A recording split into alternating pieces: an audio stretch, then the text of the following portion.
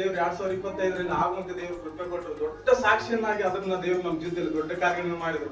ನಂತರದಲ್ಲಿ ದೇವ್ರು ಏನ್ ಮಾಡಿದ್ರಪ್ಪ ಅಂತಂದ್ರೆ, ದೇವ್ರು ನಮ್ಮ ತಾಯಿಗೆ ಬಹಳ ಅನಾರೋಗ್ಯಕ್ಕೆ ಒಳಗಾಗುವಂತ ಸ್ಥಿತಿ ಉಂಟಾಯ್ತು. ನಮಗೆ ಭಯಂಕರ ಏನೂ ಆಗಿಲ್ಲ, ಬಟ್ ಏನಂತಂದ್ರೆ ಈ ಭಾಗದಲ್ಲಿ ಗಡ್ಡೆಗಳು ಬರ್ಲಿಕ್ಕೆ ಸ್ಟಾರ್ಟ್ ಆಯ್ತು. ತಿರುಗಿ ನಮಗೆ ಭಯ ಆಯ್ತು. ಒಂದು ದಿನ ನಾವು ತಿರುಗಿ ಚೇತನ ಆಸ್ಪತ್ರೆಗೆ ಭೇಟಾದಾಗ ಚೇತನ ಆಸ್ಪತ್ರೆ ಡಾಕ್ಟರ್ ಹೇಳಿದ್ರು, ಇದನ್ನ ನೋಡಿ ಸೀರಿಯಸ್ ಗಡ್ಡೆ ಇರ್ಬೋದು. ಇಲ್ಲ ಅವ್ರು ಆಮೇಲೆ ನಮ್ಮ ತಾಯಿ ಹೊರ ಕಳಿಸಿ ನನಗೆ ಹೇಳಿದ್ರು, ಇದು ಸ್ವಲ್ಪ ಕ್ಯಾನ್ಸರ್ ಟೈಪ್ ಇರ್ಬೋದು ಅಂತ ಹೇಳಿದ್ರು.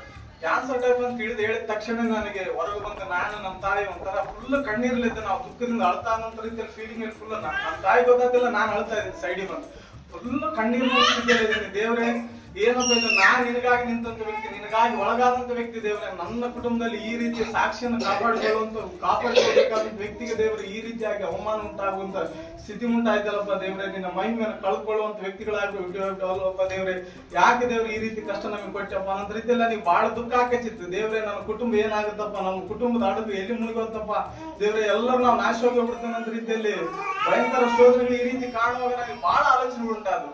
ತಿರುಗಿ ದೇವರಲ್ಲಿ ನನ್ನ ಒಂದೇ ನಂಬಿಕೆ, ದೇವ್ರೆ ನಾನು ನಿನಗಾಗಿ ನಂಬಿದ್ದೇನಪ್ಪ, ನಾವು ಸತ್ರು ಬದುಕಿದ್ರೆ ನಿನ್ ಒಂದೇ, ನಾನು ಬಿಟ್ರೆ ಯಾರಿಲ್ಲ, ನೀನೇ ನನಗೆ ತಂದೆ ತಾಯಿ ಬಂಧು ಬಳಗ ಅಂತ ಕೇಸಿ ದೇವರಲ್ಲಿ ನಾನು ದಿನಾಲೂ ಪ್ರಾರ್ಥನೆ ಮಾಡಿದೆ. ಅಯ್ಯರ್ ಬಂದ್ ಕೇಸಿ ಅಯ್ಯ ಹಿಂಗ ಅಂದಗಡೆ ಅಯ್ಯರ್ ನಮಗೋಸ್ಕರ ಪ್ರಾರ್ಥನೆ ಮಾಡಿದ್ರು ದೇವರು.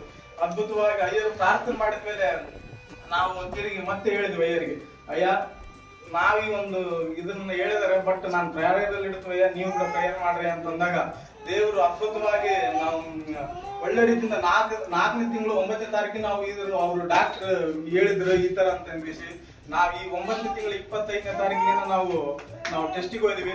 ಬಟ್ ದೇವ್ರ ಟೆಸ್ಟ್ ಅಲ್ಲಿ ದೇವರು ಅದ್ಭುತವಾಗಿ ಒಳ್ಳೆ ರೀತಿ ನಾರ್ಮಲ್ ರಿಪೋರ್ಟ್ ಅನ್ನು ದೇವ್ರು ಕೊಡ್ಲಿಕ್ಕೆ ಕೃಪೆ ಕೊಟ್ರು.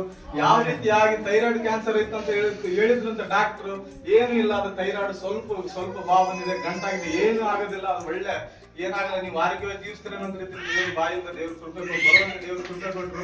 ಅನೇಕರು ನಮ್ಮ ವಿರುದ್ಧವಾಗಿ ವಿಧಿ ಬರೆದಾಗ್ಲು, ಅನೇಕರು ಸೈತಾನ ವಿಧಿ ಬರೆದ್ರು, ಮಾಟಗಾರರ ವಿಧಿ ಬರೆದ್ರು, ಅನೇಕ ರೀತಿಯಿಂದ ವಿಧಿ ಬರೆದ್ರು ಕೂಡ ದೇವರು ಹೊಸ ಅಧ್ಯಾಯವನ್ನಾಗಿ ದೇವರು ನಮಗೆ ಈ ವರ್ಷದಲ್ಲಿ ಕೃಪೆ ಕೊಟ್ಟರು. ಅನೇಕ ಭಕ್ತಿಗಳಲ್ಲಿ ಅನೇಕ ಶೋಧನೆಗಳು ಬಂದಾಗಲೂ ಕೂಡ ನಮಗೆ ದೇವರು ಕೊಡ್ಲಿಕ್ಕೆ ದೇವರು ಕೃಪೆ ಕೊಟ್ಟರು. ಇಂಥ ದೇವರು ಯಾವತ್ತೂ ಹೊಂದ್ಕೊಳ್ಳಿಕ್ಕೆ ಸಾಧ್ಯನಿಲ್ಲ. ಯೆಹೋವ ನಮಗೆ ಆಶೀರ್ವಾದ ಕೊಡೋದಿಲ್ಲ ಅಂತ ದೇವರು ಹಾಕಿರ್ತಾರೆ. ಹಾಗಾಗಿ ನಿಮ್ಗೆ ಏನಾದ್ರೂ ಶೋಧನೆಗಳು ಬರೋದಾದ್ರೆ ಶೋಧನೆಗಳಲ್ಲಿ ದೇವರು ದೊಡ್ಡ ಜೀವನ ಕೊಡ್ಲಿಕ್ಕೆ ಆಗಿರ್ತಾನೆ ದೇವರು.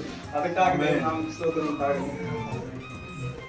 ಹೇಳಿದ್ರಲ್ಲ, ದೇವರು ಒಂದು ದೊಡ್ಡದಾಗಿರ್ತಕ್ಕಂಥ ಸಾಕ್ಷಿ. ಅವರ ಹೊರಗಳ ವಿಷಯದಲ್ಲಿ, ಅವರ ಆರೋಗ್ಯದ ವಿಷಯದಲ್ಲಿ, ಐರಳದವರ ಆರೋಗ್ಯದ ವಿಷಯದಲ್ಲಿ, ಅವರ ತಾಯಿಯವರ ಆರೋಗ್ಯದ ವಿಷಯದಲ್ಲಿ, ಕುಟುಂಬದಲ್ಲಿ ಇನ್ನೂ ಅನೇಕ ವಿಷಯಗಳಲ್ಲಿ ದೇವರು ಅನೇಕ ಮೇಲೆಗಳನ್ನ ಮಾಡಿದ್ದಾರೆ. ಯಾಕಂದ್ರೆ ದೇವರು ತನ್ನ ನಂಬಿದಂತ ಮಕ್ಕಳನ್ನ ಎಂದಿಗೂ ಕೂಡ ಏನ್ ಮಾಡಲ್ಲ ಅಂತ ಹೇಳುವ ವಾಕ್ಯ ಕೈ ಬಿಡ್ತಾರೆ. ಮನುಷ್ಯರ ಕೈ ಬಿಡ್ತಾರೆ, ಸ್ನೇಹಿತರು